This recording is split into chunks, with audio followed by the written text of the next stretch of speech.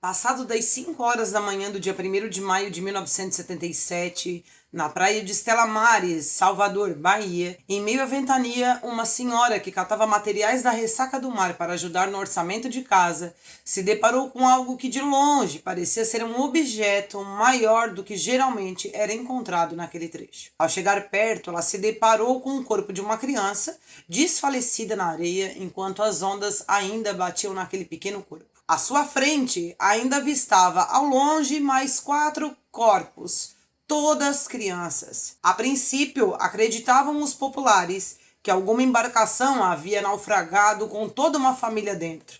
Bastava esperar o dia seguinte que talvez apareceria o pai ou a mãe. Porém, o mar devolveu mais 3 crianças, totalizando ao todo 8 corpos, que variavam entre 9 meses a 8 anos de idade. Mal sabia a população que ali estava o resultado de um culto religioso liderado por Matota e Marata. O caso virou livro chamado Matota e Marata, Cavaleiros da Fé. Escrito por Vladimir Pinheiro, se trata de um livro-reportagem que serviu como um trabalho de conclusão de curso da Faculdade de Comunicação Federal da Bahia, do qual foi usado para contar este caso de hoje. Olá, minhas deusas e deuses do Olimpo, eu espero que vocês estejam muito bem.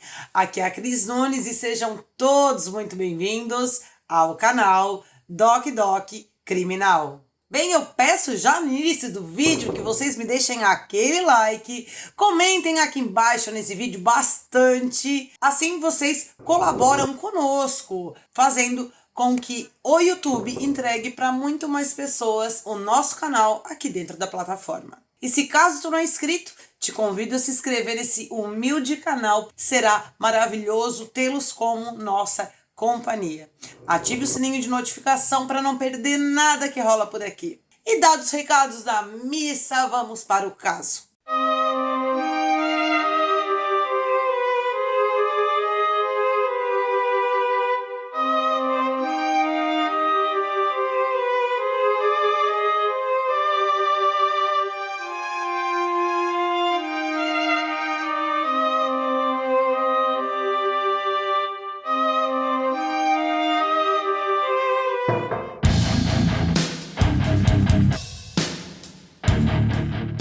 Vamos iniciar o caso falando sobre o José Maurino Carvalho, filho do seu Edgar e da dona Maria, que era uma dona de casa, mãe de 10 filhos. A família morava na fazenda São Gabriel, da Vila do Santo Antônio de Jesus, em Salvador, Bahia. O pai do Maurino, seu Edgar, ele trabalhava na fazenda São Gabriel, era pau para toda obra. Um homem que arrumava cerca, carpia, plantava, cuidava dos animais, ele fazia de tudo esse homem. Extremamente trabalhador e rígido. Ele criava os filhos a rédeas curtas. Autoritário ao extremo, era a palavra dele que predominava dentro de casa. O que o seu Edgar falasse, estava falado. Este homem também tinha problemas sérios quanto barulho. Ele odiava qualquer som, incluindo a voz da esposa, a fala dos filhos, o grito das crianças. Isso não poderia ocorrer dentro daquela casa, tanto que não ocorria. A dinâmica familiar funcionava mais ou menos assim. Se falava o que era necessário e muito preciso. E essas falas que se falavam era cochichando. Tinha que ser para que ele não ouvisse. Se a mãe dissesse, venham almoçar, eles diziam, só. As crianças quase não tinham comunicação com outras pessoas, era um local bem isolado onde eles moravam, então não tinha vizinhos, raramente aparecia alguém lá, visitas, também isso quase não ocorria. Resumidamente, eles não tinham convívio com a sociedade.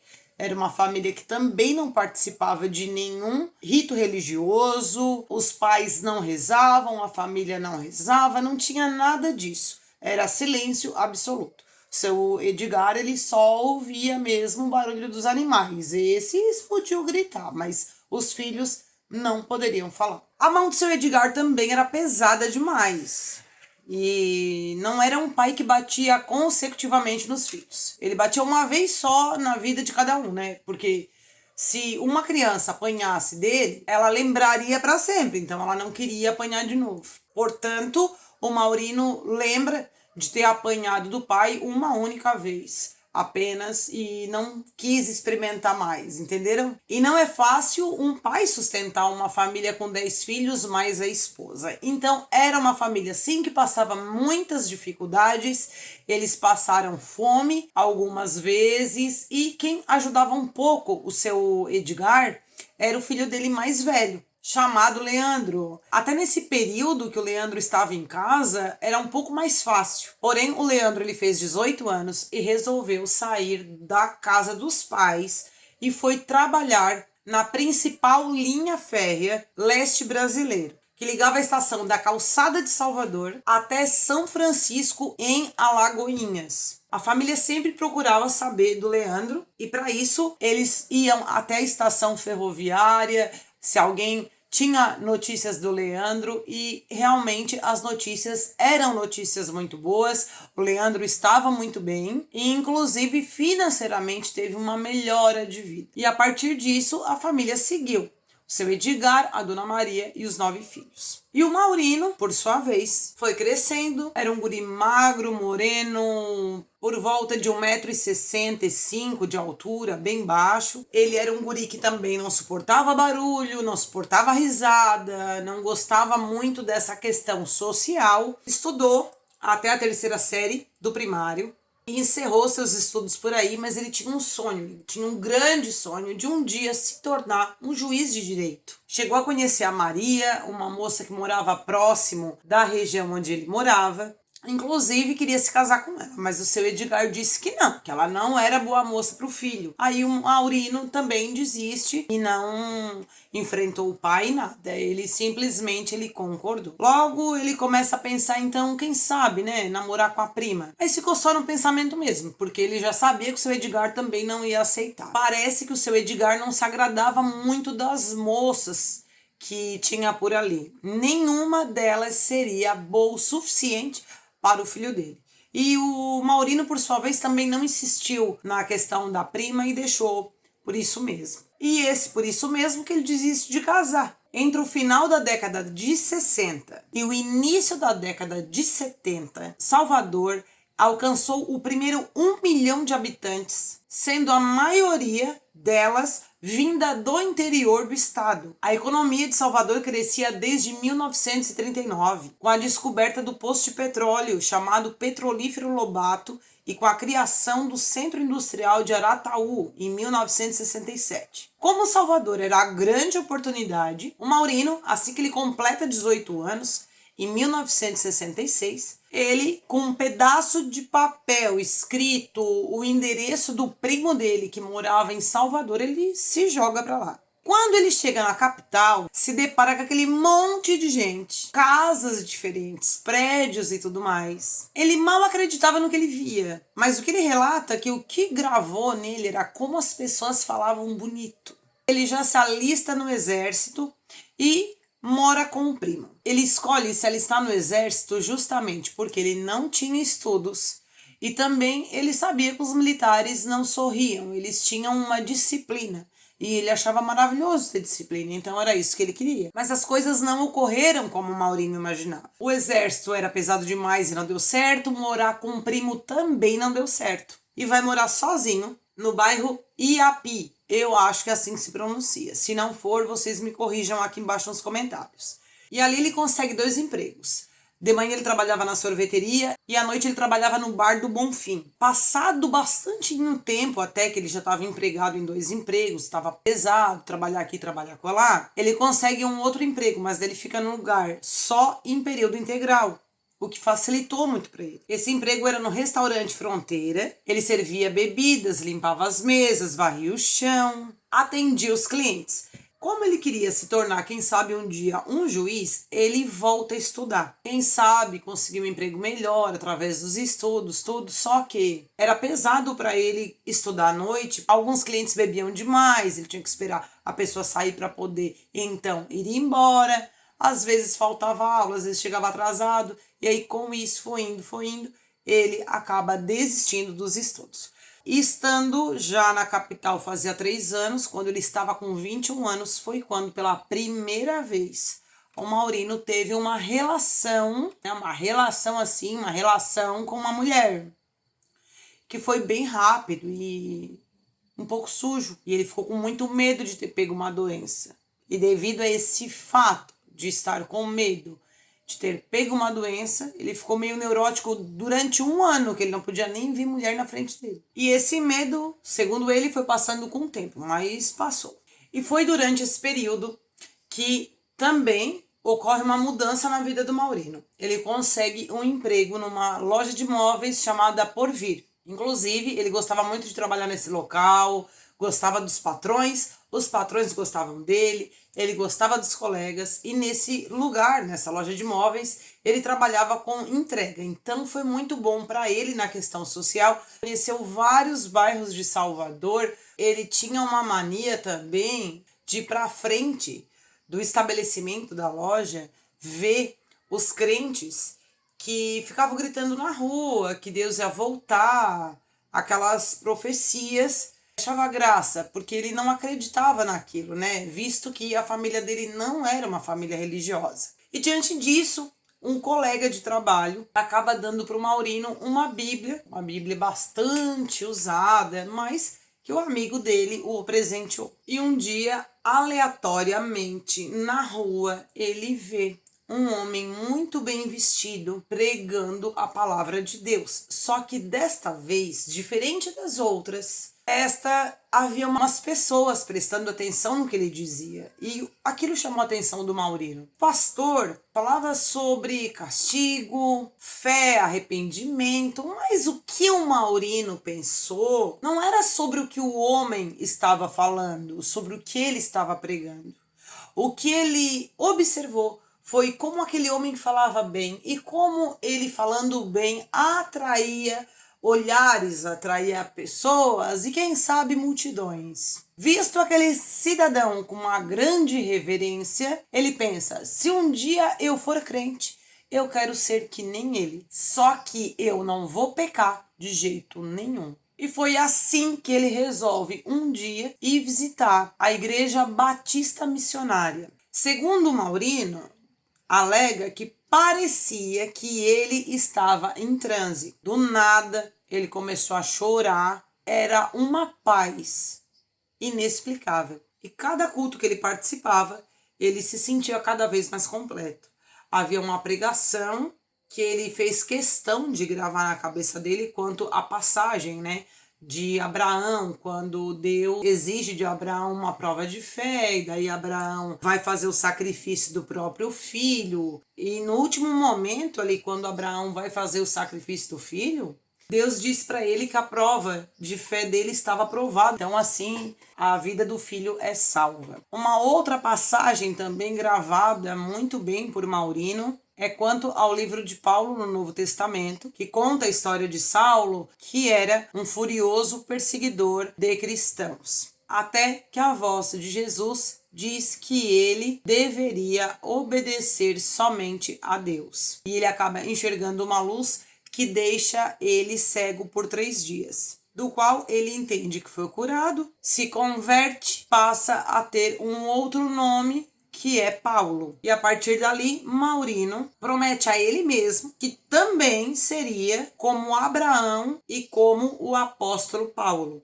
Ele acaba se demitindo da loja Porvir e passa a ser um vendedor autônomo. Ele vendeu na época algumas telas que se colocavam na frente da TV. A maioria das pessoas, gente, tinha televisão preto e branco, raramente mesmo quem tinha TV colorida. E algumas pessoas eram adeptas a comprar essas telas coloridas que se colocavam na frente da TV preta e branca, mas ela ficava uma faixa, acho que era azul, outra amarela, outra vermelha, se eu não me engano era assim. E ele ia de lugar em lugar, em cidade, para vender. Mas geralmente ele frequentava a Feira de Santana, porque lá ele conhecia mais comerciantes, mais pessoas, era mais fácil dele negociar. E ele ia lá e vendia bastante dessas telas. Em Feira de Santana, ele também frequentava uma igreja, o que fez com que em 1975 o Maurino conhecesse a Maria Nilza. Eles foram apresentados por amigos em comum da igreja. A Maria Nilza tinha 20 anos,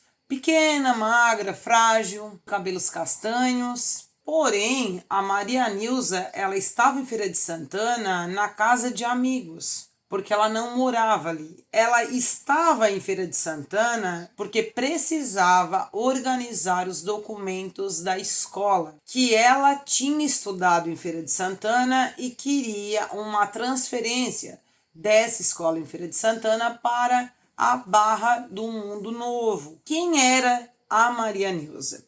Ela nasceu em junho de 1954, filha do seu Fidelis, um homem que sempre trabalhou no campo, e também filha da dona Isabel, que era dona de casa.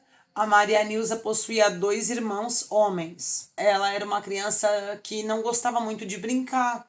Ela não via sentido em brincar de boneca, ela não via sentido em brincar de correr, ela não via sentido em nada disso. Uma família bastante unida, não era uma família de se brigar muito, o pai também não precisava brigar, chamava uma atenção aqui, outra acolá, mas conversava muito com os filhos. Não havia espancamento, não havia nada disso na casa da Maria Nilza. A família era natural da Barra do Novo Mundo, a Maria Nilza nasceu nesse local, a família era de religião católica. Ela era ótima aluna, gostava de estudar, fez curso de datilografia e de culinária. Porém, a família foi surpreendida com uma doença da dona Isabel. Da noite para o dia, a dona Isabel começou a falar enrolado e teve uma paralisia no corpo. Lá na Barra do Novo Mundo, não tinha recurso para a dona Isabel, o que faz com que a família, para buscar tratamento para a dona Isabel, saia da Barra do Novo Mundo e vão embora para a Feira de Santana, onde tinha hospital e recurso para que ela então tentasse um tratamento. E nessa época que a dona Isabel fica doente, a Maria Nilza tinha 15 anos. Mas estando em Feira de Santana e a dona Isabel fazendo tratamento, os médicos não viam mais o que fazer, porque o que a dona Isabel tinha era decorrência do derrame. Mas a Maria Nilza, ela não aceitava essa condição. Isso porque ela acreditava que a mãe foi vítima de uma feitiçaria. E é diante disso que a Maria Nilza passa a frequentar a igreja evangélica, então ela para de estudar, porque Deus é que dá o conhecimento para as pessoas e a sabedoria vem de Deus, não teria o porquê ela dar continuidade aos estudos. É assim que ela larga o 3º ano do primário. Nesse período já, adolescente, ela também não via sentido em se arrumar. Ela não seguia moda, ela não se interessava por roupa que as meninas da idade dela usavam. Uma vez só que ela tirou a sobrancelha e depois ela se arrependeu horrores, porque aquilo ali seria um pecado e tudo. Então ela seguia à risca todas as coisas ditas na igreja. Bom, a família não tinha mais o que fazer em Feira de Santana, a dona Isabel continuou com os mesmos problemas. A família volta para a Barra do Novo Mundo. A Maria Nilza, que fazia almoço, janta, dava banho na mãe, cuidava aí da família, enquanto o pai trabalhava no campo e os irmãos ajudavam como podiam. Mas a grande parte da responsabilidade de cuidar da dona Isabel, quem ficava era a Maria Nilza. Depois, quando ela precisava, então, até a Feira de Santana, quem ficava com a dona Isabel era o seu Fidelis, o pai da Maria Nilza. Por sinal, também, desde que ocorreu isso com a dona Isabel, ele não tirava nem um pé de dentro de casa. A vida dele era trabalhar, casa, e assim era de toda a família. Então, essa era a Maria Nilza, que foi apresentada para o Maurino. Desde o primeiro dia, então, que eles se conhecem, eles falam sobre tudo isso que aconteceu com a Maria Nilza. O Maurino conta um pouco sobre a vida dele, ele estava encantado com a Maria Nilza, até porque todas as características que ela dava sobre ela era tudo aquilo que se encaixava nele. Era uma pessoa que ela não ria muito, então aquilo agradava ele. Ela era uma pessoa muito decente. Ele fica literalmente encantado por essa mulher. Nessa conversa ainda do primeiro dia, a Maria Nilza, em segredo, estava contando pela primeira vez para alguém. O Espírito Santo desde sempre vinha nela. Ela sabia de coisas que iam acontecer, ela sabia o futuro, ela sabia tudo porque o Espírito Santo contava. O Maurino, por sua vez, disse que ele também, mas que era de uma forma diferente. Que uma vez ele estava dormindo e que quando ele acordou, havia um monte de anjinhos ao redor da cama dele. E do lado da cama, entre esses anjinhos, havia um homem em especial que ele tinha certeza de que era Deus. E que depois disso ele começou a falar com Deus, que falava com ele através do Espírito Santo. Inclusive, Deus dizia o quanto ele estava magoado com os homens e a missão do Maurino nessa terra.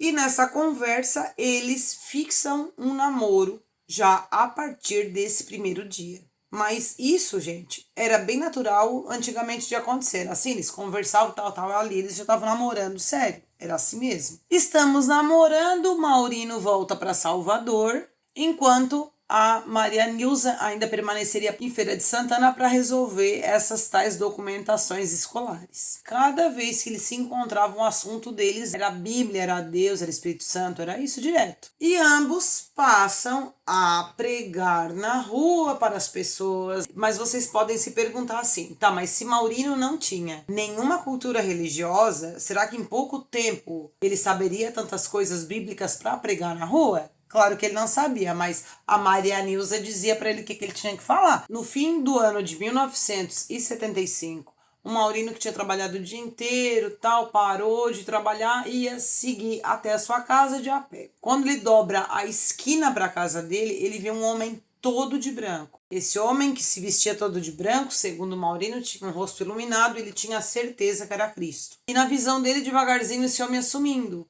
E no outro lado da rua surgia quem? A Maria Nilza. Na visão dele, né, gente? Ele via a Maria Nilza. Claro que aquilo era um sinal de Deus. Era Deus dizendo para ele, olha, casa com a Maria Nilza, que ela é de Deus, alguma coisa desse gênero. E foi exatamente por conta dessa visão que ele teve que ele decide casar com a Maria Nilza. Ele vai até Feira de Santana, encontra a Maria Nilza, conta para Maria Nilza dessa visão e falou para ela o seguinte, olha, se Deus mandou, a gente tem que obedecer, a gente tem que fazer aquilo que Deus mandou. Para ser obediente a Deus, e se Deus mandou, a Maria Nilza aceita se casar com o Maurino e que a partir dali ele aguardaria a Maria Nilza em Salvador. O Maurino volta para Salvador, continua trabalhando. E um belo dia, ele andando de ônibus, passa pela frente da lagoa do Abaeté. E naquele momento, dentro do ônibus, ele sente que aquele lugar era um lugar de Deus.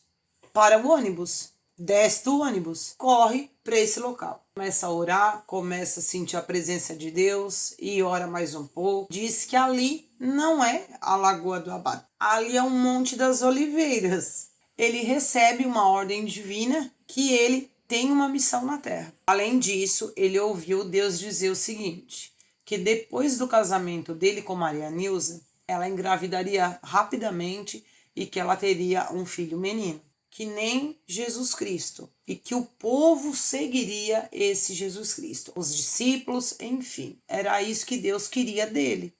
Não é fácil, né? É um abençoado, é um escolhido de Deus. E inclusive aí nesse Monte das Oliveiras, que ele leva a Maria Nilza. Aí ele pega a Maria Nilza, leva até esse local e é ali que ocorre o casamento.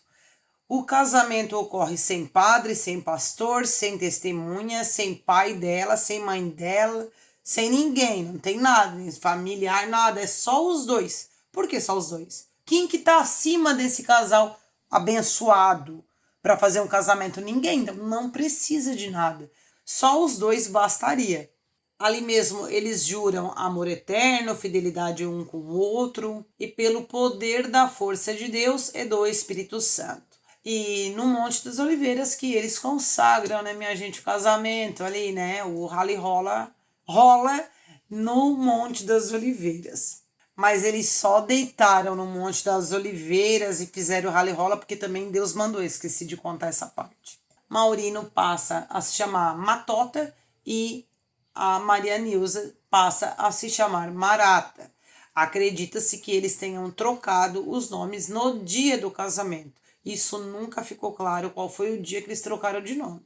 Mas a partir dali, era Matota e Marata. Casados, foram morar juntos em Barra do Novo Mundo. A cidade do Novo Mundo estava em progresso desde 1937, quando foi inaugurada pela Companhia Leste Brasileiro a estação ferrovia. Isso trouxe um movimento para o local. Novos comércios abriram, principalmente pousadas, hotéis, já que os passageiros que chegavam até o local só teriam trem no dia seguinte, o que obrigatoriamente fazia com que esses viajantes ficassem na cidade de um dia para o outro. Organizada, bonita, calçada, iluminada. Porém, conforme os anos foram passando, as ferrovias foram perdendo a força devido às rodovias ganharem espaço, o povoado ele foi enfraquecendo, porque cada vagão que chegava na cidade já vinha mais ou menos vazio, que por sinal chegou a ficar extinto, né? Em 1978. A Barra do Novo Mundo, onde a Maria Nilza morava, ficava a 5 quilômetros da cidade. Na Barra do Novo Mundo tinha pouco comércio, era 2 botecos, algum ou outro armazém, um vilarejo pequeno com pouco mais de 1.000 habitantes. A grande maioria dessas pessoas trabalhavam em fazenda, na área rural. E o casal chega ainda na casa da Maria Nilza de madrugada. Quem abre a porta é o seu Fidelis, o pai dela, e de imediato ele já vê aquela figura do lado da filha. Ao mesmo tempo que ele fica aliviado que a filha chegou, de imediato seu Fidelis não gostou dele. Olhou e pensou, é grota. O Maurino foi apresentado também para Dona Isabel, para a sogra, e para os 2 guris, irmãos da Maria Nilza. A casa dela era uma casa simples, uma casa de chão batido, tinha 2 quartos, uma sala, uma cozinha. O Maurino, ele chega a tentar ali fazer com o sogro um acordo para esse casamento. Mas o seu Fidelis, ele era muito franco, assim, muito sincero, ele nem mediu o que ele falava, né? E logo o seu Fidelis diz, não, tu não é homem para minha filha, tu não tem nem condições de te sustentar. Como é que tu vai sustentar a minha filha? Ele deixou claro que ele não estava de acordo com esse casamento. Até porque a Maria Nilza apresenta ele como namorado, não como marido. Porque eles já haviam casado, lembra?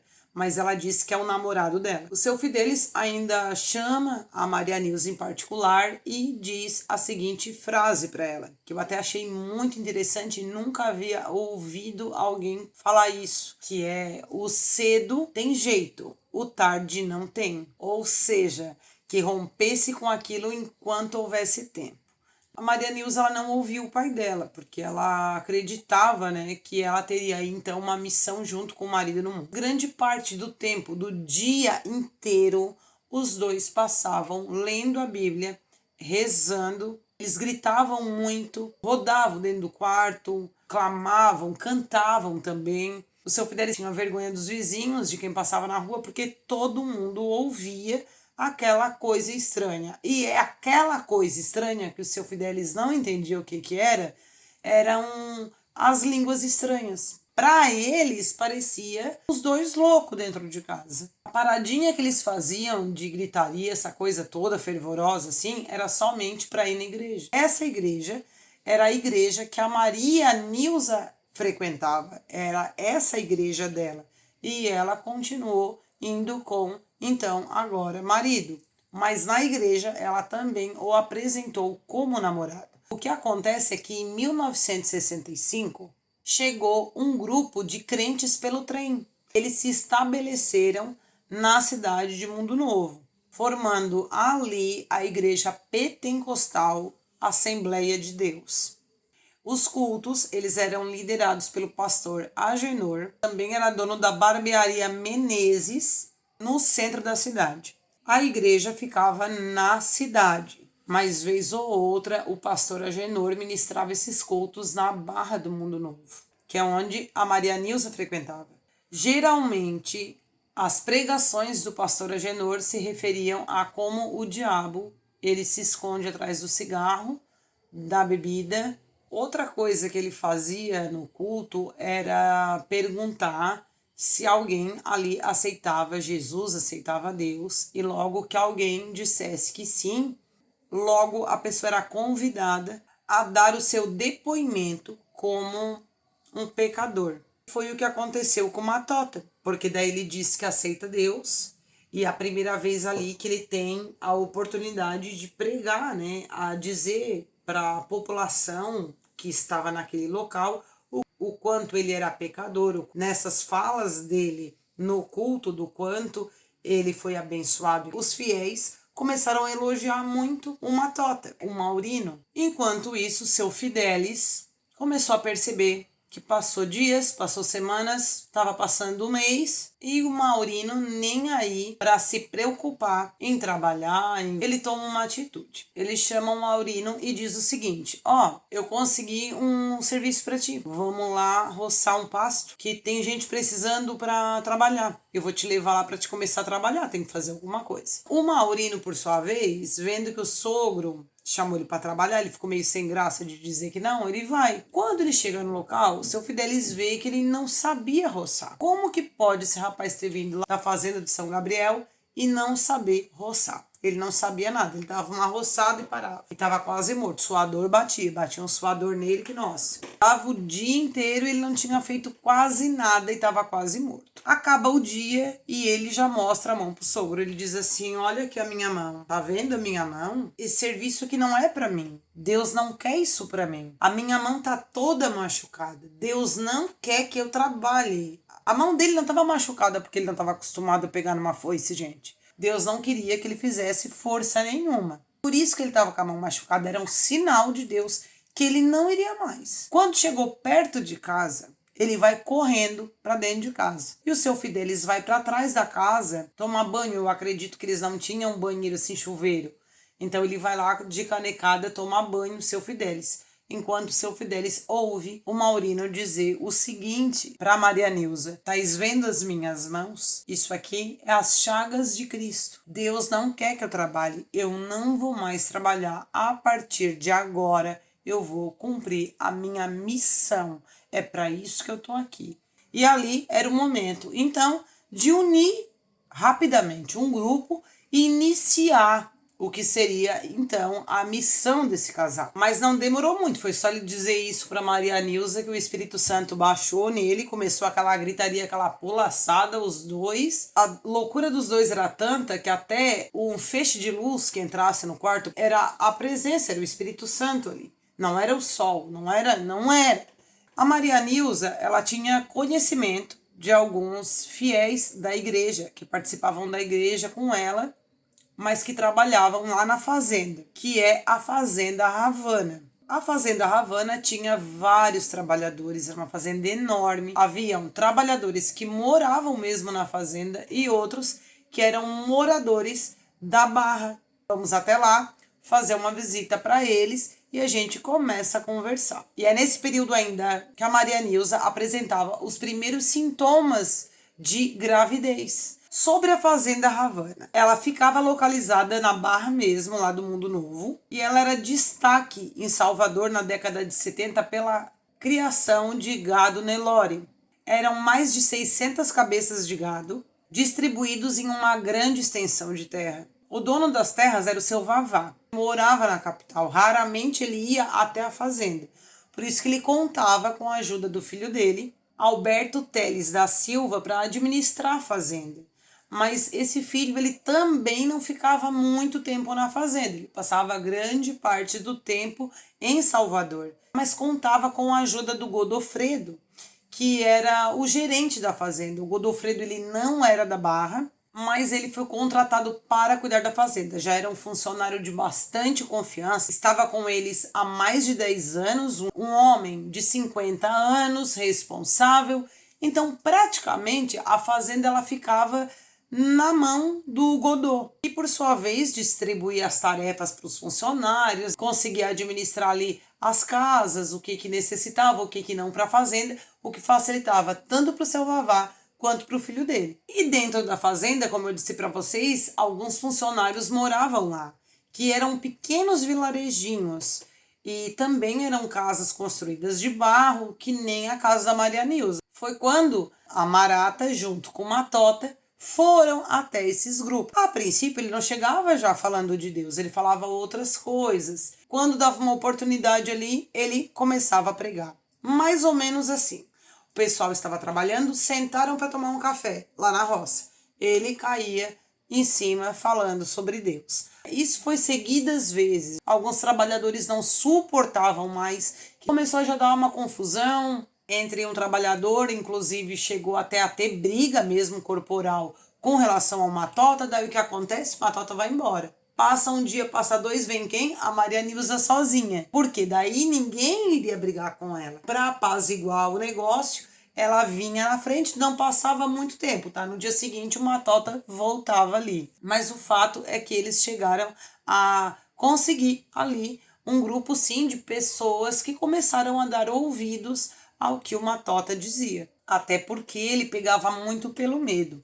Algumas vezes ele dizia que ele havia visto, como o Espírito Santo falava com ele, né? Uma bola de fogo ia descer do céu e que naquele local ali sobraria só cinzas. E ele começava a falar língua estranha. Aí a Marata vinha e traduzia. Ó, ele tá dizendo isso, isso, isso. Ele não chegava e dizia assim, ó, Deus vai abrir a terra e vai engolir vocês. Não, ele falava lá, lá, lá, lá, lá, lá, lá. E aí ela dizia, ó, ele tá dizendo, o Espírito Santo, que a terra vai abrir e vai engolir todo mundo, porque vocês estão pecando. Todo o divertimento que o povo tinha até então, eles eram proibidos. E rapidamente a vaidade daquelas mulheres se acabou, o comportamento até então daqueles homens se acabou. Eles tinham que ser sempre cada vez mais humildes e guardar o dinheiro. E não gastar com coisas que são do mundo, mundanas. E claro, a galera começou a não gastar mais com cigarro, nem com bebida, nem nada. Minha vida tá prosperando, vou ouvir esse cara, minha vida tá mudando.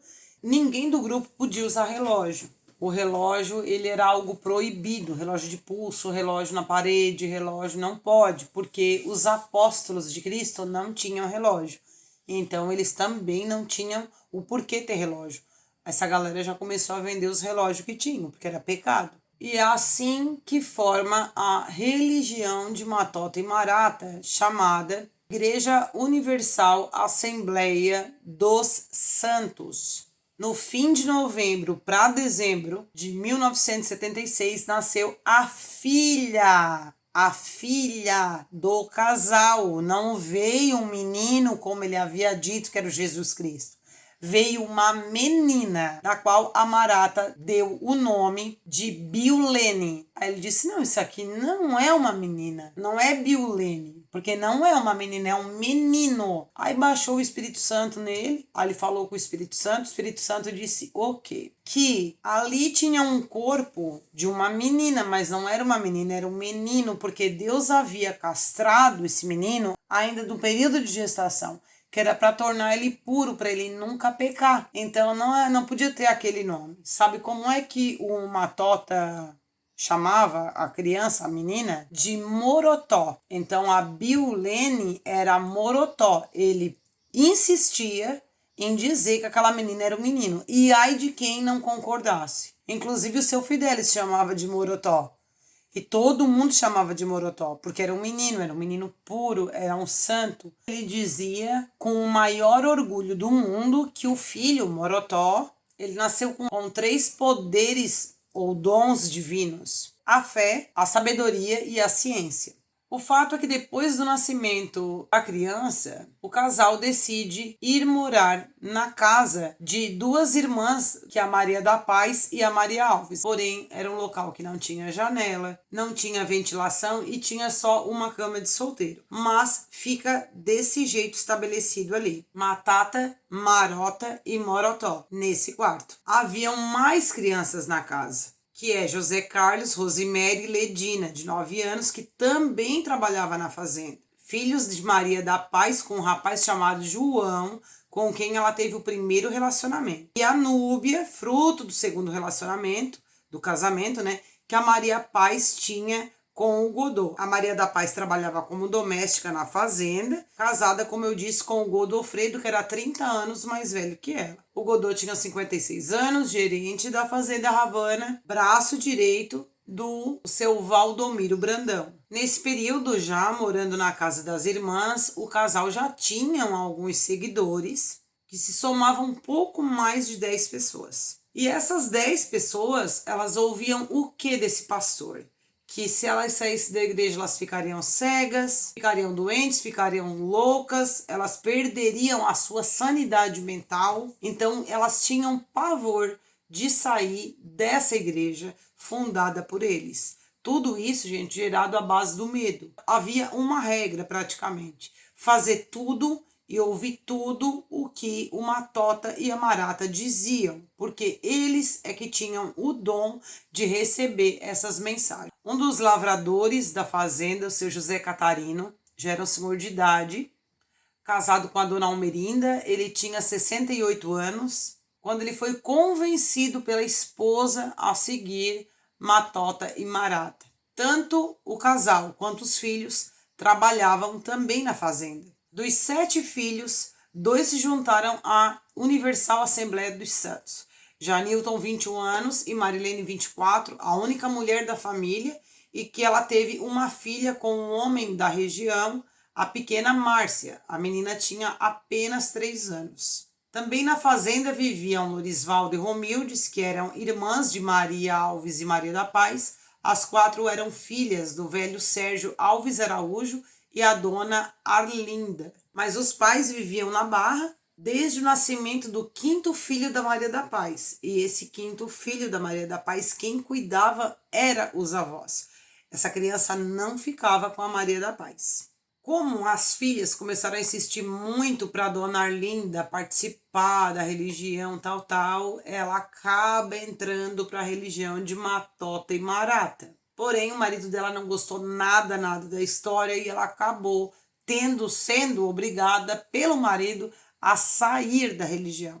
Mas a Romildes, a segunda filha do seu Sérgio e da dona Arlinda, ela era casada com Pedro, o vaqueiro da fazenda.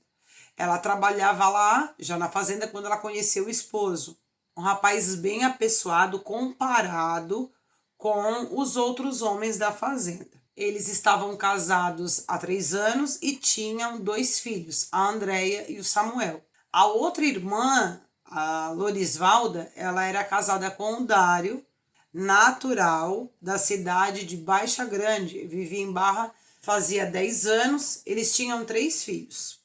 Marivaldo, o Sérgio e a Cleide. Também faziam parte dessa nova religião.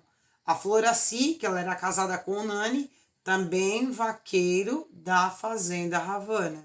Ela passa a participar da religião, o marido não aceita, ela ainda preferiu se separar do marido do que sair da religião. Por isso ela abandona a casa e vai morar com um grupo, onde ela conhece e é obrigada a casar, porque o Matota obriga ela a casar, com o Adilton, que tinha 19 anos, filho do seu José Catarino. O outro membro da igreja era o José Alves, um guri de 17 anos e que fazia pequenos serviços na fazenda do seu Varrá. Portanto, Jesus já tinha escolhido os 12 apóstolos para o Matota. Os cultos aconteciam na fazenda, então eles arrumaram lá um local e passaram a fazer esse culto somente dentro da fazenda Havana. O pastor Agenor ficou sabendo que até então os fiéis pararam de ir na igreja dele porque haviam fundado uma outra igreja na Barra. E ele vai até o Godot. Então o pastor fala com ele tudo a respeito daquilo ali, disse que estava errado, que estava estranho, que o Matota ele não tinha nada disso, que era um cara que estava passando a perna neles, mas o Godot ele preferiu ficar do lado do Matota do que então do pastor Agenor. A rotina do casal era cuidar da criança, fazer os cultos à noite, e nesse intervalo de cuidar da criança e o culto à noite, eles ficavam gritando muito dentro da casa. Eles continuavam no mesmo ritmo que eles tinham lá na casa do seu Fidelis, só que ali aconteceu um negócio bem diferente. Os moradores, vizinhos lá da Maria da Paz e da irmã dela, da Maria Alves, começaram a jogar pedra na casa, paulada na casa, pediram para eles parar com aquela gritaria de fazer aquilo ali, afinal tinha gente que tinha medo. E diante disso, um dos vizinhos adentrou a casa, agrediu uma tota que saiu correndo pela parte dos fundos e voltou para casa só no outro dia. Eles viram que não tinha mais condições nenhuma de permanecer no local porque não era seguro. Sendo assim, eles falam com o Godot para que dentro da fazenda o Godot arrumasse um local grande, rápido, e rapidamente o Godot providencia isso. Mas não foi só o casal, foi todos os membros da igreja morar juntos, porque Deus mandou. Inclusive, o filho da Maria da Paz, que até então morava com os avós, foi retirado dos avós e levado até esse local. A partir dali, ele já estabeleceu uma tota desde o primeiro dia, que era o seguinte: teria uma rotina que ele mesmo colocou. Mulheres não trabalhavam mais. Apenas os homens poderiam trabalhar. As crianças, educadas por ele e pela esposa dele. A partir dali, quem batia nas crianças eram os dois, principalmente o Matota. Ele pesava a mão em cima das crianças. Os pais não podiam falar nada, porque ele estava educando, porque Deus mandou. E os homens só tinham que trabalhar. Tá, e o dinheiro ia para um bolo só. Bolso do Matota, né? Ele não podia trabalhar. Não, porque ele tinha que esperar as mensagens de Deus. Vai que Deus manda uma mensagem e ele tá carpindo, não dá? A Marata também não trabalhava mais, não fazia nada, porque quem fazia era aquela mulherada que estava ali. As mulheres faziam tudo. E os dois, como são divinos, eles tinham que sair da casa, ir até lá fora, escondidinho, só os dois. Deus falava com eles, eles voltavam e dava a nova ordem que Deus mandou.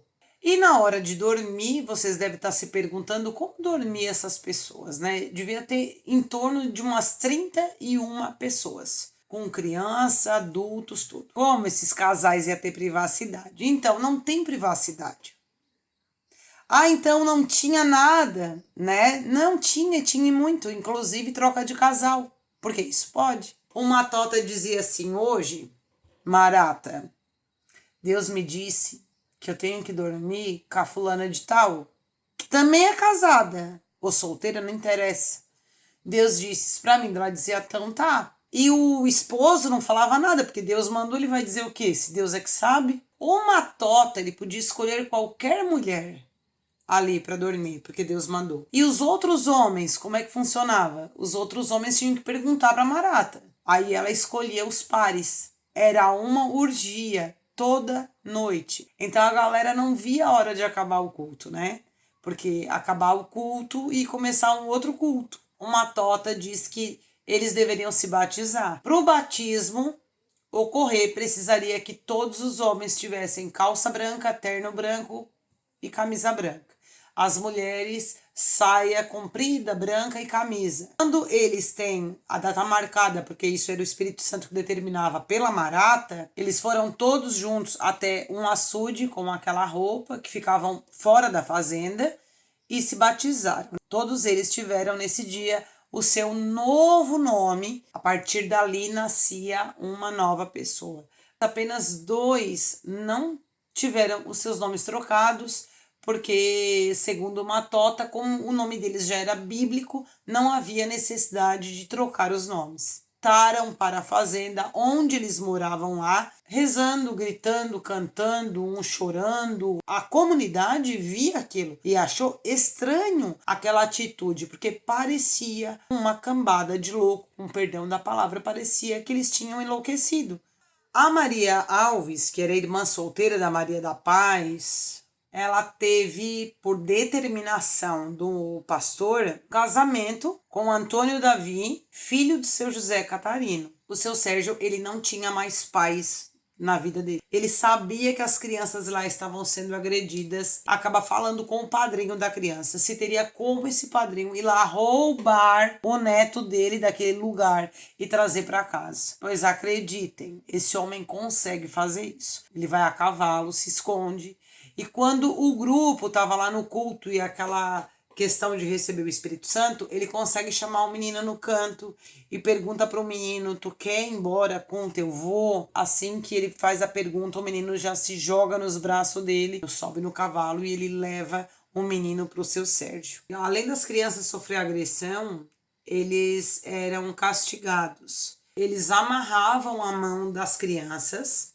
com urtiga, que que choravam, gritavam de ardência e queimação na pele. Eles chamavam diversas vezes as crianças de Satanás. Eles não chamavam só ô fulano, não, era ô capeta, ô Satanás, vem cá, ô Satanás. Inclusive os próprios pais das crianças chamavam as crianças dessa forma. Quando um pai demonstrava um pouco de piedade quanto ao filho, ou o que estão fazendo com meu filho, peraí, vou tomar uma atitude, o marota, ele já fazia questão de repreender aquilo daquela pessoa. Ele diz assim, não tenha pena. Não, tu não pode ter pena, porque aqui nesse corpo não é uma criança, é um capeta que tá aqui, é um demônio. Porque se tu tá sofrendo, tu não tens Deus como teu salvador. Se tu tem Deus como teu salvador, tu não sofre. E para acabar, ainda nesse mesmo ano de 1976, em novembro, ocorria a eleição para prefeito. E lá na cidade de Mundo Novo era bem acirrada naquele ano as eleições. Adultos, né, ali daquela seita, daquela religião, eles fizeram o que? Eles rasgaram os títulos de eleitor. Por quê? Matata falou, Jesus Cristo não votava, discípulo não votava. Votar é pecado. Os políticos, por sua vez, souberam disso, o delegado sabia disso. Quer dizer, os castigos empregados às crianças não eram algo preocupante. O problema era rasgar o título de eleitor. Não há como dizer, diante desse caso, que políticos não tinham conhecimento, o delegado não tinha conhecimento, autoridades não tinham conhecimento, porque eles tinham conhecimento do que estava ocorrendo dentro daquela fazenda. Mas o seu Vavá não, porque o seu Vavá não morava na fazenda, o gerente era a pessoa que estava na congregação. Em janeiro de 1977, o grupo precisava passar por uma prova, segundo o Matota e Marata. E a prova era a seguinte, eles reuniram o grupo em círculo na rua próximo ao curral, onde uma vaca havia acabado de parir. Ele pede para um dos vaqueiros abrir a porta do curral e na hora que abrisse a porta do curral, ninguém deveria se mexer. Mas daí, minha gente, quando esse vaqueiro abre a porteira do curral, a vaca ela sai igual uma louca, né? E ela foi para cima do povo e todo mundo correu, inclusive o Matota e a Marata. E visto que não sobrou ninguém, que todo mundo correu, inclusive eles, o Matota ele teve uma crise. Disse que ali ninguém confiava nele, nem em Deus, e que Deus castigaria a todos que estavam ali. E nessa noite ele disse que ninguém mais deveria sair para trabalhar, porque Deus mandou eles cumprirem a sua missão e simplesmente no outro dia não apareceram mais no serviço. O pastor comunica a eles também que poderia ocorrer alguns sacrifícios, algumas crianças que estavam possuídas pelo demônio, que eles sairiam daquele local da fazenda,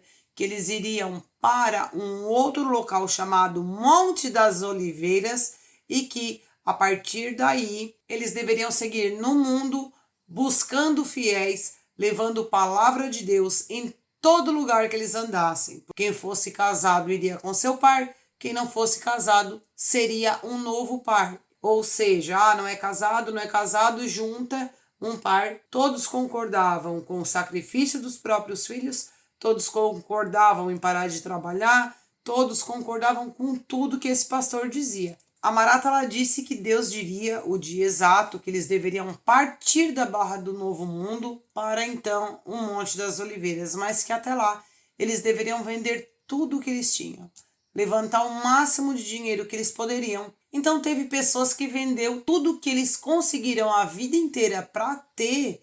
Eles foram até alguns locais e venderam ao preço que eles conseguiram. E lá foi galinha, foi porco, foi vaca, foi casa. Juntaram 18 mil cruzeiros.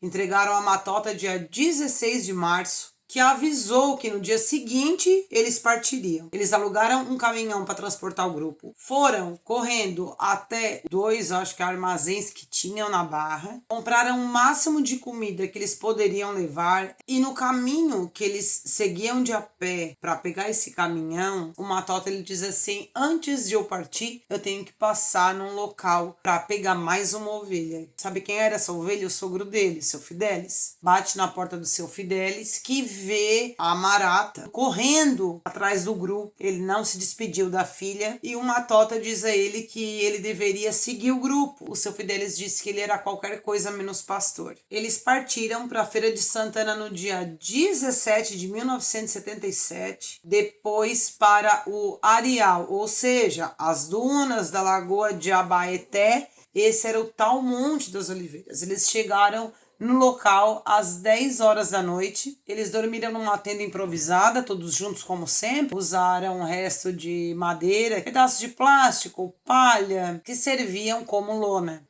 Estabelecidos ali, eles só saíam do local para comprar alguma coisa. Então, necessitava comprar hoje tantos de pães. Aí o Matota pegava aquele dinheiro que todo mundo deu para ele e dava aquele dinheiro tanto certo para comprar comida. Grande parte das vezes eles comiam pão, sardinha e tomavam água. Haviam 2 refeições geralmente, o almoço e a janta. E na hora de comer, eles jogavam areia dentro do prato das crianças. Eu não sei se era para render mais ou se era para castigar essas crianças, eu não entendo. O fato é que tanto o Matota e a Marata riam daquilo, como os pais, os tios, as pessoas do grupo achavam aquilo engraçado. Pouca comida para as pessoas que tinham ali. Eles possuíam dinheiro que os mantessem todos em torno aí de 2 ou 3 meses no máximo.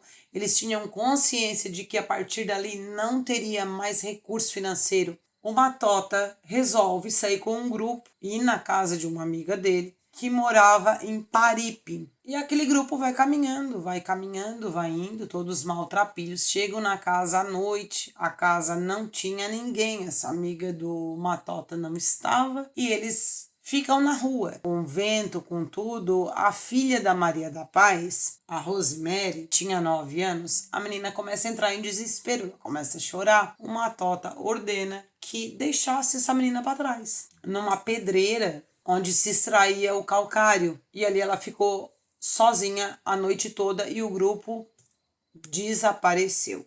O fato é que no dia seguinte, Francisco Sales Lima, um homem casado, trabalhava como motorista de uma fábrica de cimentos em Salvador há mais de 15 anos. Morava no bairro Tubarão. Quando ele sai do trabalho, ele vê essa criança chorando e a menina pede por socorro e pede para que ele tirasse ela dali. Ela não sabia onde é que estavam os pais dela, que ela estava com um grupo, e ela conta uma história meio mirabolante. E esse homem pega essa menina e leva para casa. Ele recebe a menina como filha em casa, tanto ele quanto a esposa. Ouvem tudo que a menina diz, inclusive que algumas crianças que estavam nesse grupo com ela seriam sacrificadas, que ela era diariamente agredida, torturada, abusada, em um monte de problemas.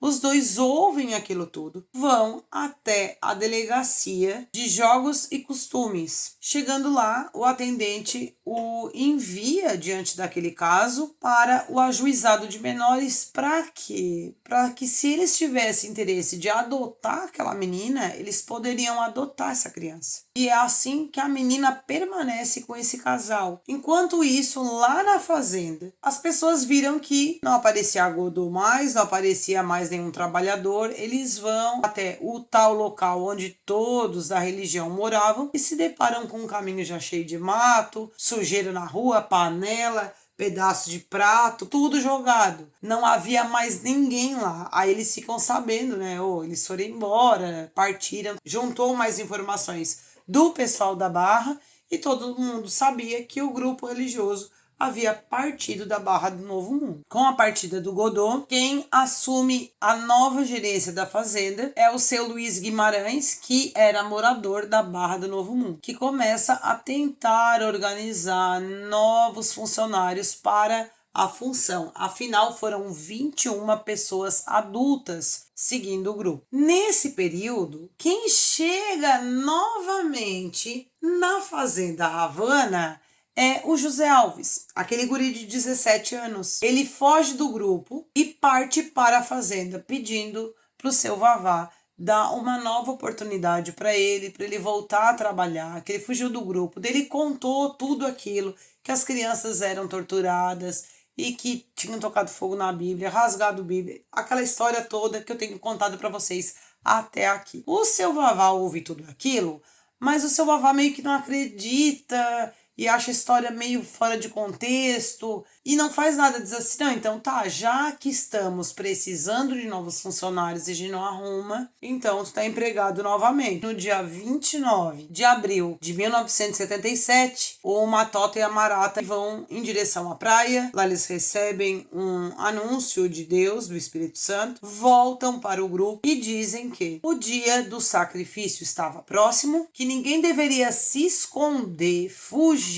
ou tentar proteger seus filhos, que se isso ocorresse, a ira de Deus desceria sobre aquele local, onde os montes de areia iriam se abrir, todos seriam devorados e soterrados, sacrificar todos os desobedientes. Eloques, a esposa do Pedro, desesperada, vai correndo implorar para que o Matota não jogasse os filhos dela no mar. Quando ela pede isso para ele diz para ela que se ela falasse mais uma vez, quem ia ser jogada no mar ia ser ela, não eram os filhos. No dia seguinte, dia 30 de abril de 1977, a Marota ela explica que alguns sacrifícios deveriam ocorrer na praia Estela Maris, num trecho onde o mar devolve as coisas e que caberia somente a ela e ao Matota jogar as crianças e fazer esse sacrifício, porque pelas mãos deles as crianças reencarnariam boas. Noite de lua cheia, passado 8 horas da noite, muita ventania, o grupo deixa o acampamento e segue para a praia. Homens, mulheres, algumas crianças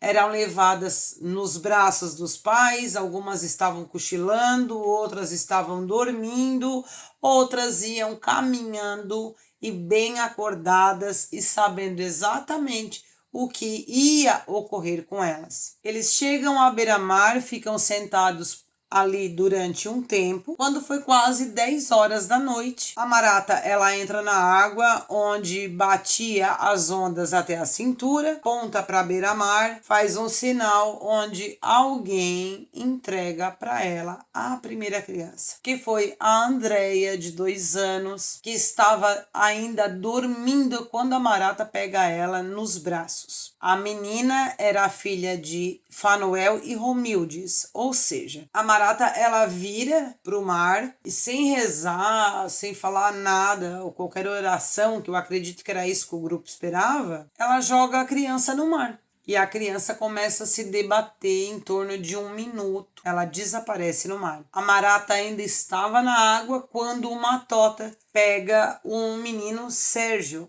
de 2 anos, o filho de Dário e Lorisvalda, andou com ele em direção ao mar. Dormindo ela estava, dormindo ela ficou. Ele simplesmente arremessou na água, que foi mais um corpo que rapidamente afundou. Em seguida, o Godot, que tinha a pequena menina, né, a Miriam, de 2 aninhos, filha dele junto com a Maria da Paz, ele entrega para o Matota. Ele consegue ver o pastor arremessar a filha dele na água, só que o corpo dessa criança volta para perto do Godot e do próprio Matota. Ela não afunda como as outras. E aí o Matota dá ordem para o Godot empurrar a filha dele para o fundo do mar. E aí é a última vez que ele então encosta na filha que foi para empurrar essa criança. Esse pai não podia expressar o seu sentimento, mas ele sai da água com a cabeça baixa e bastante transtornado. Pedro, que tinha um filhinho de 9 meses que estava dormindo nesse momento, ele não teve coragem de acordar essa criança. Ele entrega a criança para o Matota, que por sua vez arremessa tão alto essa criança que a criança cai na água dando um barulho como se fosse uma pedra. Daniel, por sua vez, não se conteve, angustiado, sabendo que logo seria a sua vez de perder um filho, resolve acabar logo com aquilo. Entrega a filha Claude para o Matota. Essa criança ela é arremessada num mar que também retorna.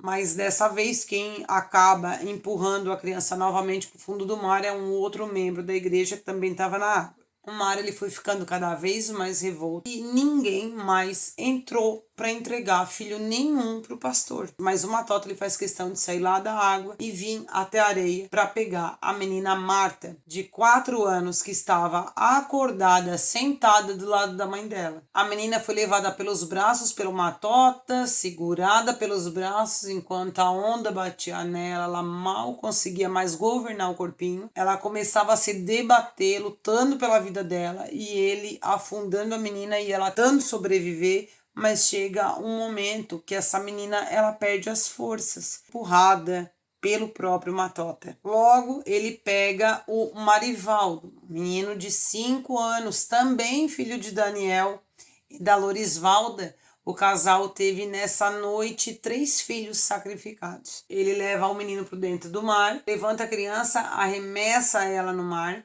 que na mesma hora a onda acaba puxando, onde eles não viram mais nem sinal do corpo do menino. Por fim, o Matota busca o Obed, um menino de 8 anos. Ele era um pouco maiorzinho, com um corpo mais fortinho também. O menino estava nervoso, inquieto. Ele pega essa criança e leva para o mar, o máximo que ele conseguia segurar esse guri. Só que chegando lá, o menino Obed começa a se bater e se debater e lutar pela vida dele. E o Matota, vendo que ele não conseguiria segurar esse menino nem sacrificar o guri, ele chama Pedro e Araão, ou seja, o Janilton, né? Para que ajudasse a manter o menino Obed debaixo d'água. E os 3 juntos começam a afundar o guri, onda após onda, até onde o Obed não teve mais força no corpo para resistir a lutar pela sua própria vida. Durante todo esse tormento do sacrifício, apenas o seu José Catarino, aquele senhor de 68 anos, e a sua esposa Almerinda, eles se negaram a ver o sacrifício. Eles se afastaram um pouco do local da praia, mas eles conseguiam ouvir os gritos das crianças e, daqui a pouco, só barulho de mar. De repente, grito de criança e só o barulho de mar. E assim se seguiu até o 8º sacrifício daquela noite. Acabado a obediência do sacrifício, o grupo deveria então partir novamente para o acampamento, com as ordens do Matota, onde ninguém deveria duvidar daquilo que vem de Deus, nem se perguntar, nem questionar, nem chorar, nem falar, e dali em diante seguir a sua vida normal, que depois de um tempo ninguém mais lembraria daquela noite. Eles voltaram rezando, cantando, recebendo o Espírito Santo, como sempre ocorria em cada reunião de culto. E no dia seguinte, era o dia 1º de maio, caiu num domingo, naquele ano de 1977. Dia 1º de maio é um feriado, Dia dos Trabalhadores, e geralmente quando é feriado estendido, as pessoas costumam sair do seu local e viajar, visitar parente e tudo mais. Porém, naquele final de semana, isso não ocorreu. O grupo acorda em transe no normal, eles não remoeram a cena, eles não falaram sobre o dia anterior, eles não fizeram nada. Porém, Pedro, ele não conseguia disfarçar o quanto ele estava abalado. Ele começou a chorar perto da esposa dele, um pouco afastado do grupo, quando ele foi surpreendido pelo próprio Matota, que estava furioso com ele, porque ele não podia chorar. Começou a dizer para o Pedro que também iria sacrificá-lo. Pedro, por sua vez, acaba pegando uma faca, escondendo uma faca para tentar se proteger, mas o pastor também acaba descobrindo sobre essa faca, pega essa faca, enterra na areia, para que cessasse as coisas por ali. E o que acontece é que nessa região, pela metade da década de 70, a localidade que ficava entre Salvador e Lauro Freitas, ela começou a ser habitada por pequenos loteamentos de conjuntos residenciais, o que se estende a uma distância de 30 quilômetros entre um local e outro. Entre essas localidades encontram-se as praias de Ipitanga e Estela Maris. Alguns moradores tinham o hábito de acordar bem cedo, ainda de madrugadinha, para caminhar na beira da praia e recolher alguns materiais que o mar devolvia. Geralmente, eles encontravam algumas coisas que eram servidas de oferenda para Iemanjá. Mas havia um trecho onde sempre o mar devolvia algumas outras coisas que eles poderiam vender, aproveitar, reaproveitar, como tábuas, ferro para vender no ferro velho. Mas nesse dia primeiro, estava ventando muito, muito mesmo. Teve tanto movimento de moradores catando coisas naquele dia. Mas a dona Geraldina, ela era uma senhora que precisava bastante ajudar na renda familiar e ela ia todos os dias cedo buscar recolher o que ela conseguia. E nesse dia 1º de maio não foi diferente. E ela vai caminhando do local onde ela morava em destino à praia Estela Maris. E ela caminhando, de longe ela avista um montinho onde ela pensou: meu Deus, o que dessa vez o mar devolveu? Acho que é um material maior do que geralmente costuma devolver. E ela vai se aproximando desse montinho, que na verdade não era um montinho de material, era uma das crianças que o mar já tinha devolvido, e essa criança estava com parte do corpo na areia só e a outra parte, as ondas ainda batiam nesse corpo. Ela olha para frente, ela já tinha observado outros montinhos. E por incrível que pareça, a distância entre um corpinho do outro dava de 1 quilômetro mais ou menos. E ela vai correndo até a próxima criança e verifica que a segunda criança, inclusive, era muito parecida com a primeira que ela havia encontrado. E não demorou muito para que começasse aquela correria, aquela falaçada. Naquela manhã foi encontrado, ao todo, 5 corpos. Eles acionam a polícia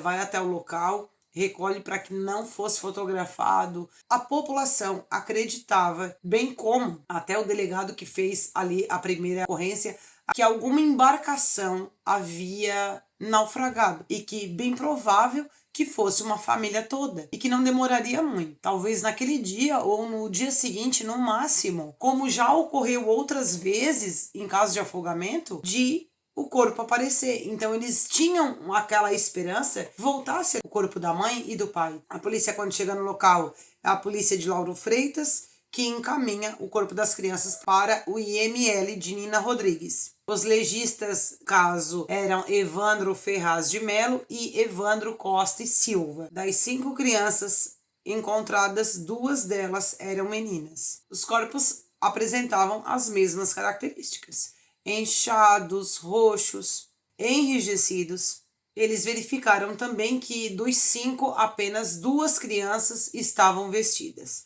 A menina, que aparentava ter 4 anos, estava com uma calcinha rosa de algodão. E o menino, que parecia ter um pouquinho mais de 6 meses, estava com uma camiseta. Os outros 3 não tinham roupa alguma. As 5 crianças apresentavam uma grande quantidade de água no estômago, bem como areia. Eles verificaram também que as crianças não foram abusadas, estavam nutridas e saudáveis, e que todas elas haviam falecido por afogamento. Corpos foram embalsamados até que a polícia desse alguma posição sobre o que ocorreria a partir dali. O laudo ele foi entregue à delegacia da Boca do Rio, que até então assumiria o caso, já que o posto policial de Lauro Freitas não teria condições de investigar todo aquele ocorrido. No dia 2 de maio, na segunda-feira, quem assume o caso é o delegado Antônio Medrado, de 39 anos, da divisão de polícia da capital. O delegado, a história não se encaixava, porque os corpos das crianças haviam sido encontrados bem cedo no domingo, já havia passado o domingo todo, nenhum outro corpo, até então aparentando ser pai e mãe, havia sido encontrado, portanto ele desconfiava que era alguma outra coisa. Enquanto isso, os jornais já publicavam o noticiário dos 5 irmãos que haviam falecido por afogamento. Quem acaba vindo estampado nas páginas do jornal é o seu Vavá, que lembra de toda a história contada pelo José Alves. Sendo assim, ele procura a delegacia e acaba contando toda a história para o delegado Medrado. O delegado ouve toda a história que o seu Vavá conta para ele e diz assim: olha, só tem uma forma da gente saber se essas crianças são realmente alguma das crianças que eram da sua fazenda. E ele leva o seu Vavá até o IML Nina Rodrigues fazer o reconhecimento dos corpos. O seu Vavá, infelizmente, quando vê, ele reconhece uma das crianças que era filha da mulher que trabalhava na casa da fazenda e via aquelas crianças brincar na frente de casa.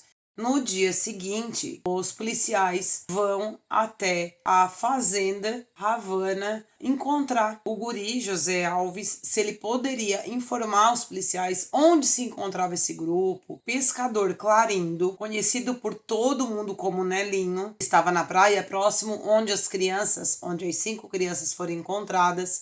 Ele acaba vendo uma criança boiando, bem como ele verifica mais 2 corpos sendo tragados pela água. Ele imediatamente consegue resgatar o corpo dessa criança, que se tratava de uma menina. E pela experiência dele de pescador, ele tinha certeza que não demoraria muito para que o mar devolvesse aqueles outros 2 corpos. Ele, por sua vez, chama a polícia, que envia mais um corpo para o IML. Enquanto isso, o guri José Alves foi obrigado pelos policiais, os policiais, ainda naquele dia, na verdade já era de noitinha, até o areal, até onde se encontrava o grupo. Os policiais se deslocam até próximo de onde estava o grupo, porém já era à noite, não tinha mais como encontrar nada. Eles resolvem dar seguimento às buscas do grupo no dia seguinte. 4 de maio, quarta-feira, bem cedo, às 6 da manhã, o seu Clarindo, o pescador que tinha encontrado um corpo no dia anterior, ele não sossegava. E em busca desses 2 corpos, junto com o cachorro dele, seu Clarindo do Nascimento, ele saiu do bairro Nova Brasília e foi até a praia de Estela Maris. Começou a jogar a tarrafa, acreditando que pudesse, assim, quem sabe, encontrar o corpo, mas ele estava ali tentando esse resgate, até que ele percebe que o cachorro dele começa a latir e a seguir um cachorro que estava passando no outro lado da estrada. Ele arrastava um negócio pesado. Aí o seu Nelinho começou a desconfiar o que era aquilo. O cachorro dele saiu correndo e seguiu atrás do cachorro dele, que seguiu o cachorro da estrada. E quando ele percebe, o cachorro dele, junto com esse outro cachorro, puxava alguma coisa de trás do mar. Quando ele vai ver o que é esse negócio pesado, ele percebe que durante a madrugada a maré já tinha cavado ali naquele local. E ali estava uma cabeça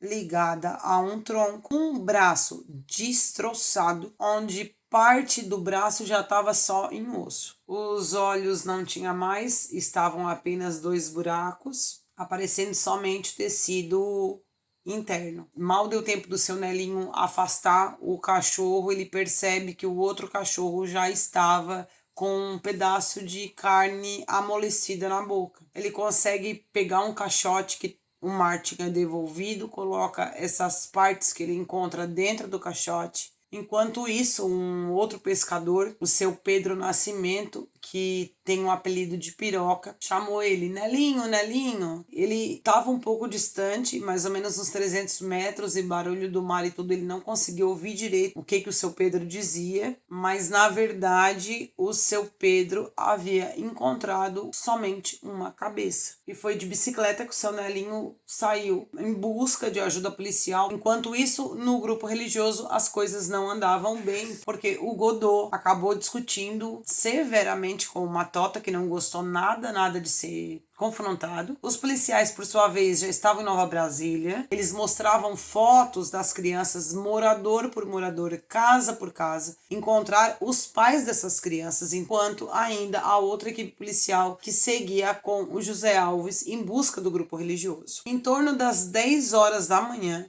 foi quando o José Alves ele consegue chegar onde seria possivelmente a concentração do grupo. E eles percebem no meio assim do mato um pouco de movimentação de pessoas. E alguns membros do grupo sim perceberam a chegada dos policiais, não fizeram nada. Tinha 20 pessoas adultas no local, todos eles sujos, maltrapilhos. Alguns estavam em silêncio, outros sentados de forma desordenada, alguns ainda que estavam em transe, outros ficavam rabiscando areia como se não tivesse visto policial nenhum ali, como se tivesse tudo certo. Uma tota estava com o filho no colo. O policial João Fernandes da Silva Silva se aproxima do Matota, que tinha 29 anos na época dos fatos. Ele já percebe que era o líder religioso, pergunta para ele: por que tu estás com essa criança no colo? Por que que essa não foi sacrificada como as outras?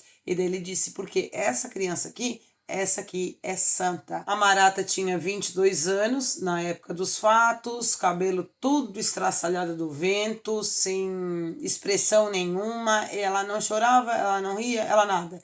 Todos eles do grupo apresentavam esse mesmo comportamento. O grupo foi colocado dentro das viaturas, que também não apresentaram nenhuma resistência quanto à prisão. Deu todo um problema também quanto aos 2 últimos corpos encontrados, porque o perito do caso, franco-suíço, um homem que tinha inclusive muita fama, aqueles corpos encontrados não tinham relação com as outras 6 crianças encontradas até então. O que complicou bastante, porque o grupo ele é levado até a Praça da Piedade em Salvador, e o próprio grupo, quando chega a ser preso e alega que foram 8 crianças sacrificadas, não tinha como aquele perito então ter dito: os 2 últimos corpos encontrados não eram parte do grupo. As 2 últimas crianças encontradas foram José Carlos, o Obed, aquele menino maiorzinho, como eu disse, e a Núbia, que era apelidada como Miriam pela seita. Em relação a Matota e Marata, o comportamento do Matota ainda era extremamente autoritário. Ele disse para o delegado que queria falar em particular com a esposa dele,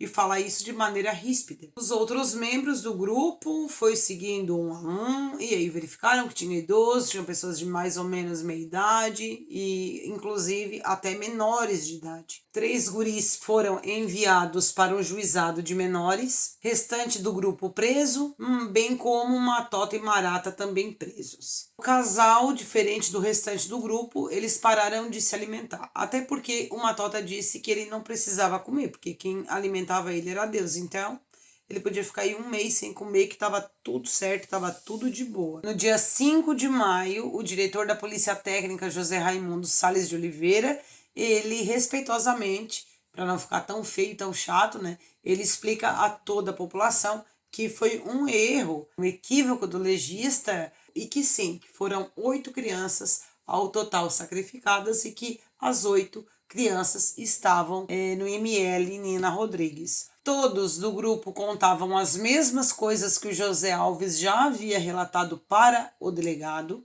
Nesse mesmo dia, no dia 5 de maio, o motorista Francisco, aquele que havia encontrado a menina, ele se apresenta na delegacia, conta toda a história, onde o delegado pede, né, para que ele traga então a criança, para que a mãe pudesse fazer um reconhecimento. Os pais que haviam então levado as crianças para o sacrifício tiveram que reconhecer os corpos no ML, bem como o Matota e Marata. Aí lá na frente do ML, a população já aguardava eles, querendo o couro deles a todo custo. Enquanto alguns queriam jogar uma pedrada neles, cuspir neles, o Matota ainda dizia assim: olha, perdoa-lhes, Senhor, eles não sabem o que fazem. Eles organizaram os corpos dos menores até os maiores. Acabado o reconhecimento dos corpos, o Matota ele teve uma visão um pouquinho maior assim da raiva da população, porque daí chegou mais gente ainda, chegou até a dizer para os policiais: eu acho que Deus vai me chamar. Ele não colocava a culpa em Deus, mas que Deus havia os guiado até ali para salvá-los da punição, do castigo, que lhes seriam colocados aqueles que não acreditassem. As próprias crianças haviam sido sacrificadas porque haviam cedido espaço em suas almas para a presença do diabo. E ele explicava isso sem nenhum arrependimento, como se tivesse feito um favor para o mundo. Ainda mais tarde, naquele dia, a filha da Maria da Paz é colocada na frente dela.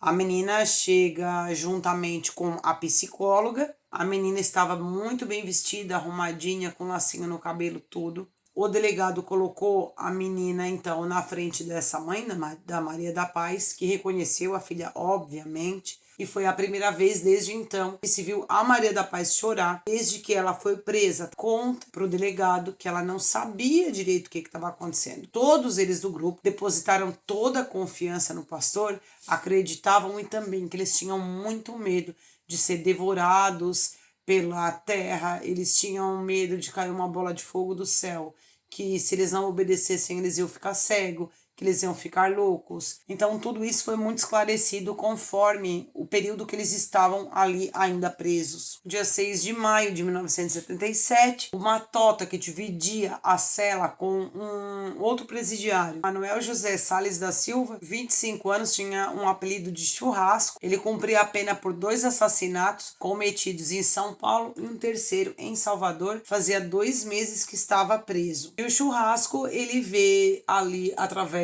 do Matota, uma oportunidade talvez de intermediar, né, alguma conversa para os jornalistas que estavam super curiosos para saber alguma coisa. Disse que o Matota não estava comendo, que já tinha lhe orientado para comer, porque senão daqui a pouco ele ia acabar ficando louco, mas que via no Matota algo muito grave, porque ele, religioso, que era testemunha de Jeová, que ele bebia, fumava e era um assassino, mas que ele nunca botou a culpa em Deus das coisas erradas que ele fazia, diferente de Matota, que fez o que fez, inclusive com crianças, e que isso era muito grave dentro do sistema penitenciário. Enquanto o Churrasco falava isso, outros presos gritavam de outras celas: ele que se cuide.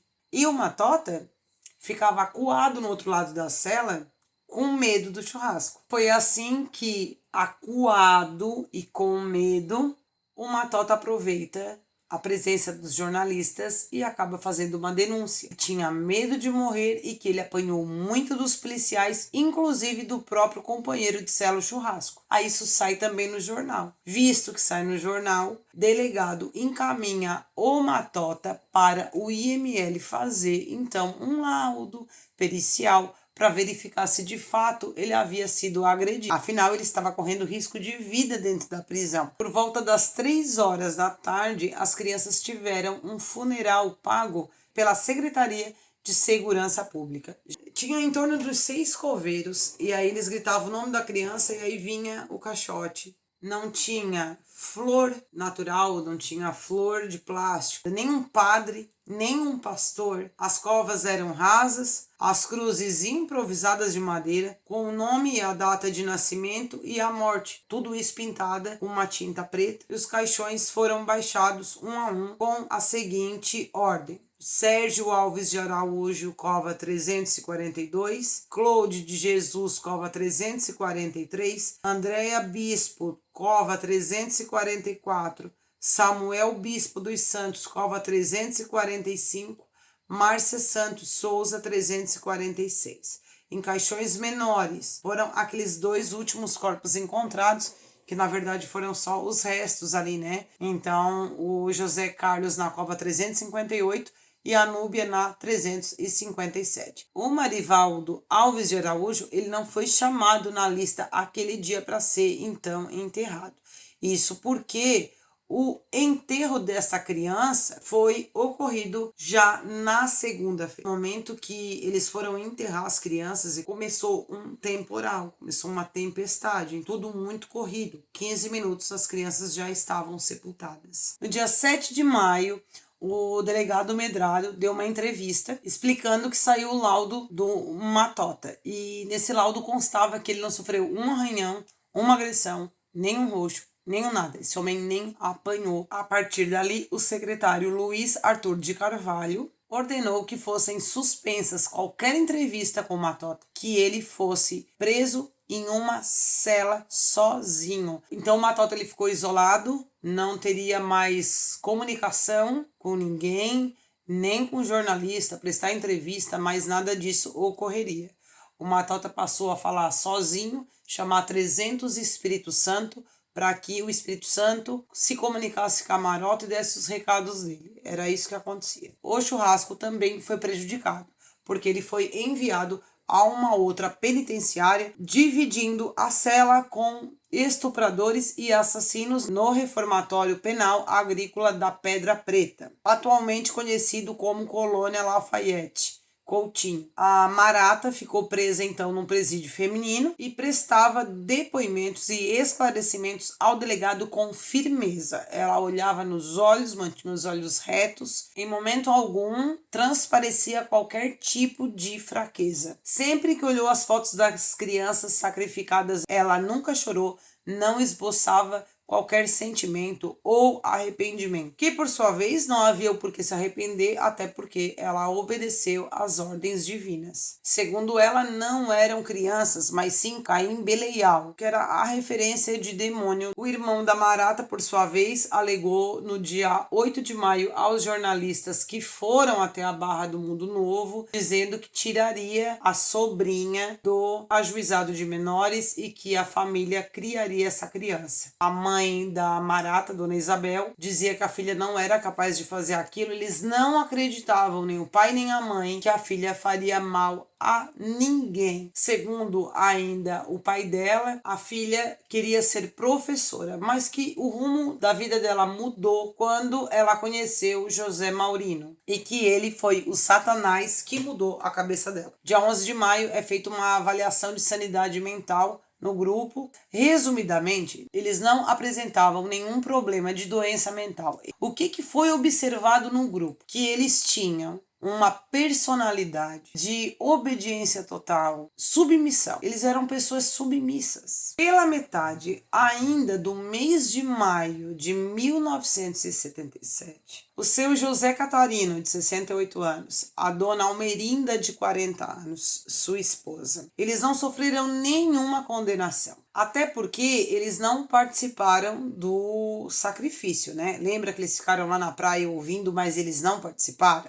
Então, eles foram enviados à Barra de Novo Mundo e eles voltaram para o convívio dos 7 filhos. Lorisvalda, de 19 anos, estava grávida de 8 meses do esposo dela, Dário, que tiveram 3 filhos afogados. Eles foram enviados também para a Barra em liberdade. Romildes, de 20 anos, esposa de Pedro, também estava grávida. Os dois tiveram 2 filhos afogados, também foi enviada para a Barra. A justiça alegava que eles não tinham o que fazer com essas pessoas, por isso eles receberam a liberdade, bem como outros membros do grupo. Alegavam eles que 2 homens somente que ajudaram a empurrar o corpo novamente ao mar e que eles agiam como se fossem robôs. E como o seu Vavá prometeu dar de volta o trabalho para o José Alves, o mesmo ele fez com outros membros do grupo. Então eles voltaram a trabalhar na fazenda do seu Vavá.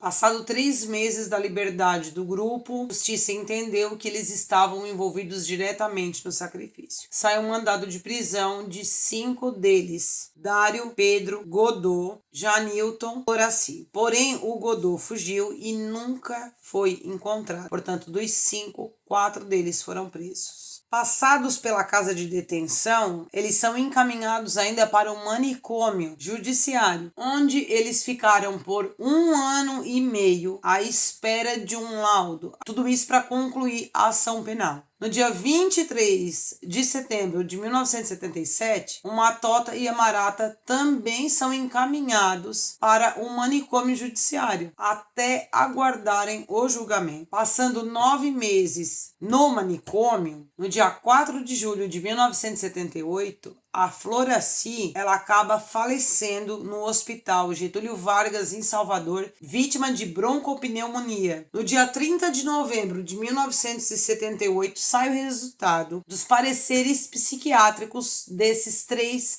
que estavam, então, do grupo internados no manicômio. Eles não eram culpados pelos sacrifícios, eles não eram loucos, mas eles tinham um grave problema socioeconômico, o que fez com que, diante da ignorância, por não saber ler, por não ter uma oportunidade de vida melhor e querer melhorar de vida e temer a Deus e estar dentro daquela questão religiosa, fez com que eles acreditassem cegamente no pastor Matota e na pastora Marata.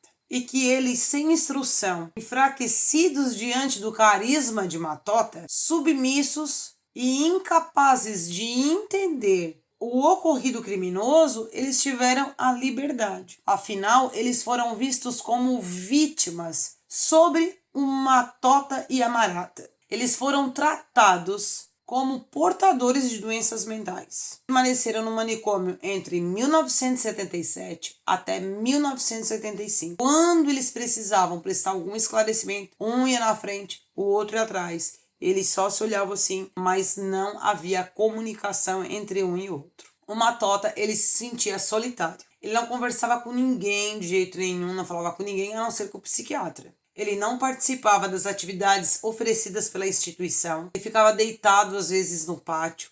Algumas atividades que exercia trabalho, como tecelagem, trabalhar no refeitório, ele até fez esse tipo de ajuda, assim, de atividade. Continuou o mesmo cara lá de trás, sem relação social nenhuma. Algumas vezes ele esquecia da data de nascimento, o sobrenome dos irmãos, coisa que antes ele sabia decor e salteado. Sobre detalhes do dia do sacrifício, ele não comentava, ele não gostava de falar isso, nem mesmo com o psiquiatra. Com o tempo, ele perdeu aquele tom de autoridade, aquela fala autoritária que ele tinha até então, e à noite ele tinha graves pesadelos. Ele continuava ouvindo vozes e chorava, principalmente porque ele não entendia o porquê havia feito aquilo. Ele sabia que ele não seria capaz de fazer mal nem para uma mosca.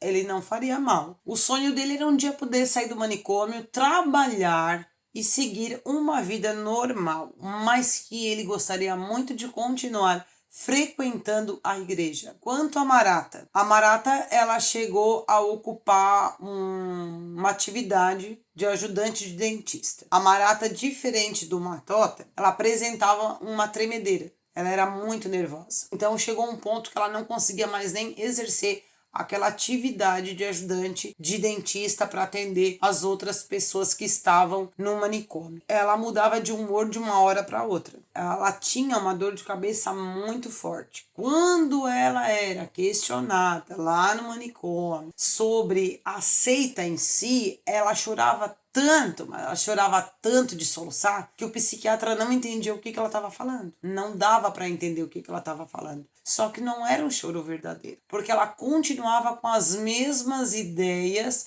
quanto à fé e as falas com o Espírito Santo. Tu não pensaria duas vezes se ela tivesse que sacrificar mais criança em nome de Deus, tá, gente?